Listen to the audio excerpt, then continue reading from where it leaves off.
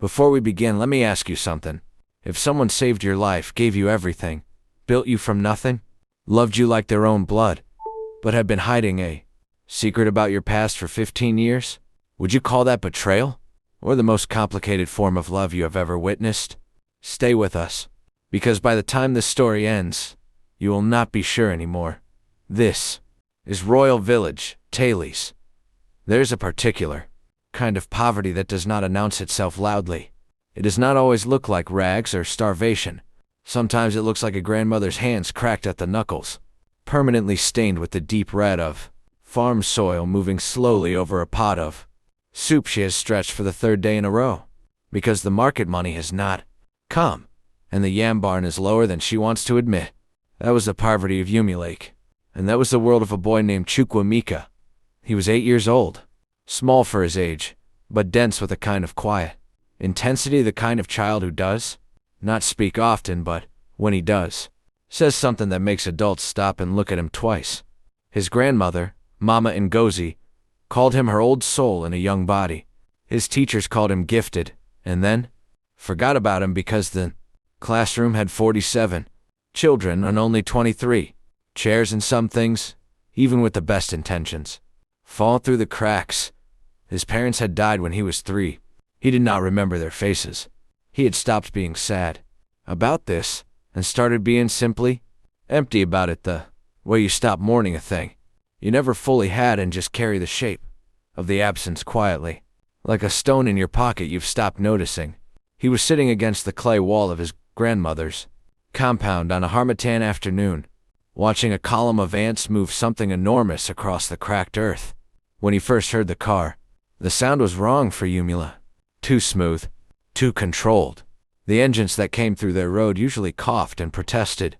This engine simply arrived deep, quiet, certain of itself, a black Mercedes, moving slowly through the unpaved road, as if it had all the time in the world and intended to take it.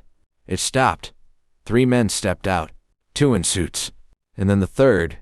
He was perhaps 60, broad across the shoulders but not heavy, gray hair cut close, a simple gray kaftan, not the elaborate agbada amika associated with important men. He stood in the middle of the village road and looked around, not with the discomfort of a Lagos man suddenly confronted with dust and poverty, but with something quieter, something that looked to an 8-year-old watching carefully from across the compound, almost like grief. His name was Chief Obeora Noisu. The village would learn this name in pieces over the next few days. The children who attended school in town had seen it in newspapers. The older men who listened to the radio recognized it from business reports, and the women who gathered at the borehole the following morning spoke it with the particular reverence reserved for names attached to extraordinary wealth.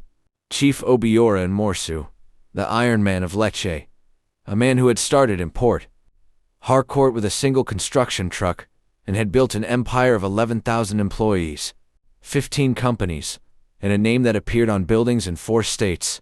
He had come to Lake, and he had come specifically for a boy watching ants by a clay wall. He spent 2 hours with Mama Ngozi inside the compound. Amika sat outside and waited, not because anyone told him to, but because something in his chest told him that whatever was happening inside that room would eventually come out to find him, and there was no point rushing toward it. When the door opened, his grandmother's eyes were wet. Chief Nwosu's face was composed but not cold. He crouched down slowly, a big man making himself small for a child, and looked at Amika directly. "I hear you're good at paying attention," he said. Amika looked at him steadily. "Who told you that?" "Your grandmother." A pause. "Is it true?" "I notice things," Amika said carefully. "I don't know if that is the same as being good at it." Chief Nwasu studied him for a long moment. Then he stood and turned to Mama Ngozi and said quietly, "He will be well looked after. I give you my word." Mama Ngozi pressed Amaka's face between her palms. Her hand smelled of palm oil and firewood and something else, something that was simply her. That was home. Her eyes were doing the thing they did when she was trying not to cry, and had not yet succeeded. "You come from somewhere," she told him. "No matter where you go. You remember that?" He was 8 years old. He did not fully understand it. He would spend the next 15 years learning exactly what she meant. Lagos was overwhelming in a way that had nothing to do with fear. It was the sheer density of it, the layers of sound, the buildings pressing against each other, the traffic that moved like a living organism with its own logic and temper. For a boy from Yumi Lake, where the loudest thing was the market on Saturday mornings, it was like being placed inside a machine. But Emeka did not shrink from it. He watched it the way he had watched the ants, carefully, with patience, mapping the patterns until they began to make sense. The Nusu compound in Victoria Island had more rooms than he had people he knew. His bedroom was larger than his grandmother's sitting room and kitchen combined. There was a swimming pool he refused to go near for the first 6 months because something about that much still water felt unnatural and suspicious. Chief Nuosu did not smother him with kindness.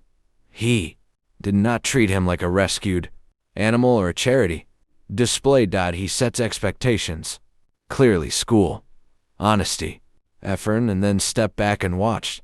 Emeka responded to this the way soil responds to the right rain. He absorbed everything. Green Spring Academy, then Federal Government College, then University of Lagos, then a master's degree at the London School of Economics that Chief Nuosu suggested, and Emeka earned on full academic scholarship because, as his professor would later write in a recommendation letter, this student does not simply learn the material, he interrogates it until it reveals something new. He came home from London at 23. The compound was quieter than he remembered. The staff moved with the careful softness of people circling something fragile. Philip, the steward, who had been with the house for 20 years, met him at the gate with a face that gave away more than he intended. "He's been waiting for you," Philip said. "Is he well?" A pause that lasted 1 second too long. "He will be glad you're home." Chief Nuosu was in the sitting room. He had aged. Not just the 2 years of London, more than that. The illness had been quiet, and had taken its share. Quietly. The shoulders were narrower. The face had shed some of its mass. But the eyes? The eyes were exactly the same. Calm, measuring, seeing everything. "Sit down," the old man said. And Emeka sat.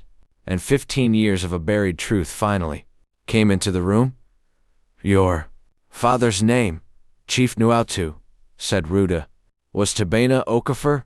The name landed in the quiet room like the first drop of rain before a heavy storm. Small, but signaling everything that was coming. He was 22 when he came to work for me in Port Harcourt. Before all of this, a gesture to compound, the wealth, the life that was almost dismissive, as if none of it mattered in comparison to what he was about to say. He was the best young man I had working for me, not because he was the most educated, because he was honest in a way that cost him something every day, and he paid it anyway, without complaint, without asking for recognition. Emeka's hands were resting on his knees. He did not move them. He discovered that my operations manager at the time, a man named Festus Eds, had been systematically falsifying contracts, diverting company funds, small amounts, carefully spread across many transactions, running for nearly 3 years. Chief Nuosu's voice was controlled and deliberate, the voice of a man who has rehearsed a painful thing so many times it is worn. "Smooth. Your father documented everything quietly, correctly. He brought it to me and placed the evidence in my hands and asked for nothing in return except that the right thing be done." "And you dismissed Eds," Emeka said. "Yes. And Eds didn't go quietly." The old man looked at him. "No, he did not." The sitting room held its breath. "The accident that killed your parents when you were 3 years old." Chief Nuosu stopped. His jaw tightened once. He continued, "It was not an accident. There are sentences that, once spoken, permanently change the shape of the room they were spoken in. You can never sit in that same space again and feel what you felt before. This was one of those sentences." Emeka heard it, heard every syllable of it. He did not speak. He simply sat in the new shape of the room and breathed. As had a network. Connections I had underestimated. Because I was young and I was building something and I was not paying enough attention to the kind of enemies you make when you threaten a man's livelihood and his freedom. At the same time, the Old man's voice broke its smoothness for the first time, just slightly, just at one edge. I did not protect your father the way I should have. That is the truth I have lived with since you were 3 years old. You knew, Amika said. His voice was very quiet. You already knew when you came to Yumi Lake. I had suspected for 2 years before I could prove it. The investigation took time, as had covered the trail carefully, and had left the country doubt by the time I had documentation. The case had been officially closed as a road accident, and Ez was in the United Kingdom. A pause. I pursued a civil prosecution in London. 7 years ago, he was convicted. He died in prison 18 months later. A silence opened between them that had texture and weight. Outside the compound, a generator somewhere down the street rumbled to life. Lagos, indifferent and relentless, continued without them. You came to find me, Amika said slowly. Not by chance. No. You searched for me. For 5 years. Your grandmother had relocated twice. Records in rural Enugu state were inconsistent. When I finally found you, a pause. You were sitting in the dirt watching ants. Amika felt something move in his chest. Large and complicated, and not yet ready to become a specific emotion. He stood, walked to the window, stood with his back to the room, and looked out at the garden, the mango tree he had fallen from at 12, the swimming pool he had eventually learned to love, the hedge that was trimmed every Thursday morning by the same gardener for 15 years. Everything he had built himself into, he had built in this compound. Everything he had become under the watch of this man. A man who had been carrying a secret the way to 2 lives for 15 years. Why didn't you tell me? His voice from the window. Even. Genuine. Not accusatory. Just a pure question. Because you were 8. And then 12. And doing brilliantly. And I told myself there was time. And then 15. And I was afraid of what it would do to you at a critical moment. And then the old man's voice faltered. Just once. Just briefly. And then it was 15 years. And guilt does not decrease with time, Amika. It compounds. Every year of silence made the next year harder. Not easier. Amika turned from the window. He looked at this man, thinner now. Slower. Carrying the visible weight of an illness, and an invisible weight he had carried much longer. This man who had sat across lunch tables from him for 15 years. Who had never once in 15 years said, I owe you this. Who had taught him to read a balance sheet and to stand up after falling and ask the question beneath the question. You're sick, Yamika said. Yes. How long? Long enough to know I cannot leave this world with this between us. A pause. You deserved the truth while I was still here to answer for it. Chief Nwasu reached to the side table and placed a folder down, not handed across. Simply placed, as if offering rather than presenting. Inside, a legal document. 22% of the Nusu Group's shares. Transferred, registered, executed. In Emeka's name, effective that day. That is not payment, the old man said immediately, firmly, as if he had anticipated the look on Amika's face. I want you to understand that clearly. No transfer of anything is payment for what your parents lost. That is acknowledgement. Acknowledgement that you were never charity. Never a project. Never a guilt offering. His voice dropped to something raw. You were a boy I failed before I even met you. And you became a man I have no right to be as proud of as I am. The room was very quiet. Emeka set the folder down on the cushion. He walked back to his chair and sat. He was quiet for a long time, the particular quiet of a man sorting through something enormous with the same careful attention he had been applying to things since he was 8 years old, watching ants carry weight beyond their size. I'm angry, he said finally. I know. I need time to sit with this. Take whatever you need. But I'm not leaving this house. He looked at the old man directly. You're sick.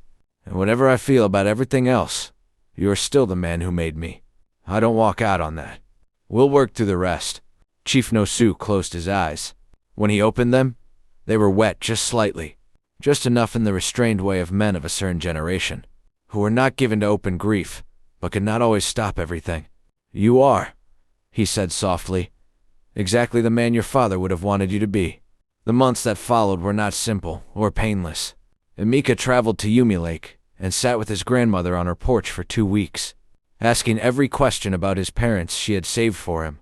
He wept once alone, in the dark of his childhood room for a mother and father he had never grieved properly, because he had never known what he had truly lost.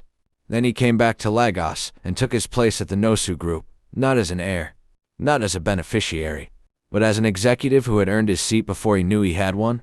Chief Nosu lived another 2 years. They were honest years, the kind of honesty that only becomes possible when all the secrets have finally been brought into the open and two people choose, despite everything, to remain in the same room.